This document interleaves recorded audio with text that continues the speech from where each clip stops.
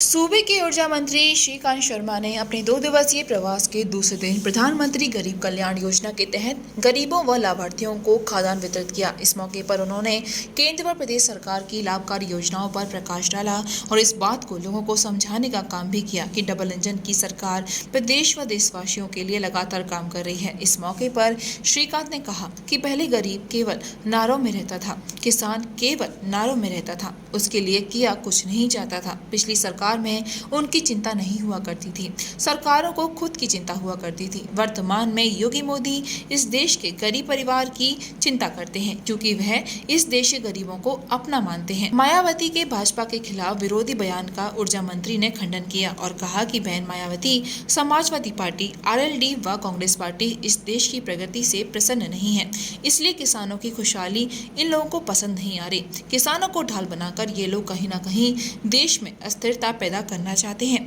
ये राजनीतिक दल किसानों को ढाल बनाकर आगे रखना चाहते हैं। इस देश का किसान आदरणीय नरेंद्र भाई मोदी की नीतियों से बहुत प्रसन्न है। हमारे प्रदेश में छोटे काश्तकार हैं और जो कृषि कानून हैं वह छोटे काश्तकारों के हित में है और किसान इन कानूनों को बहुत पसंद कर रहा है। लेकिन कुछ राजनीतिक दल हैं, सपा, बसपा, कांग्रेस व आरएलडी, इस देश में किसानों के नाम की राजनीति करने में लगे हुए हैं। लेकिन पूरा देश नरेंद्र मोदी के साथ मजबूती के साथ खड़ा हुआ है। राहुल हो या कुछ और लोग जो भी बयानबाजी करें, लेकिन सच्चाई कुछ और ही है। उसका तो इन लोगों को सामना करना ही पड़ेगा। सच यही है कि पूरा देश नरेंद्र मोदी के साथ चल पड़ा है। प्रधानमंत्री गरीब कल्याण अन्न योजना का वितरण पूरे देश भर में है, हमारे उत्तर प्रदेश में और मथुरा में भी चल रहा है।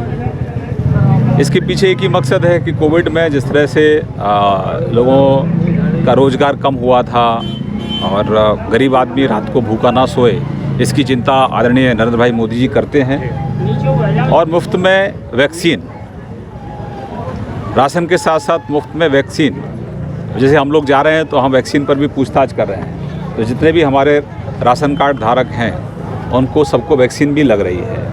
आपने देखा अभी मैंने जब पूछताछ की तो लगभग सभी को लग गई है, 1-2 लोगों को छोड़कर। तो ये कोविड से अपने, क्योंकि आदरणीय प्रधानमंत्री जी इस देश के गरीब परिवारों को अपना परिवार मानते हैं, तो इसलिए उनके स्वास्थ्य की चिंता, रात को कोई भूखा ना सोए इसकी चिंता, उसके घर में रोशनी पहुंचे उसकी चिंता, उसके घर से धुएं को कैसे मुक्त किया जाए उसकी चिंता, उसको पक्की छत कैसे मिले उसकी चिंता, बहन बेटियों के लिए शौचालय ठीक से बने उसकी चिंता, आयुष्मान भारत के तहत 5 लाख रुपए प्रति परिवार उसकी स्वास्थ्य की चिंता, ये आदरणीय नरेंद्र भाई मोदी जी करते हैं। तो पहले गरीब केवल नारों में रहता था, किसान केवल नारों में रहता था, उसके लिए किया कुछ नहीं जाता था। पूर्व की सरकारों में केवल अपनी चिंता की जाती थी। वर्तमान में आदरणीय मोदी जी इस देश के गरीब जो परिवार है उनकी चिंता करते हैं, क्योंकि वो इस देश के गरीबों को अपना परिवार मानते हैं। मंत्री मायावती आरोप लगा रहे हैं किसान परेशान है। देखिए, चाहे बहन मायावती जी हों, चाहे समाजवादी पार्टी हो, चाहे कांग्रेस पार्टी हो, ये इस देश की प्रगति से प्रसन्न नहीं है। इस देश के किसानों की खुशहाली से ये लोग प्रसन्न नहीं हैं। किसानों को ढाल बनाकर ये लोग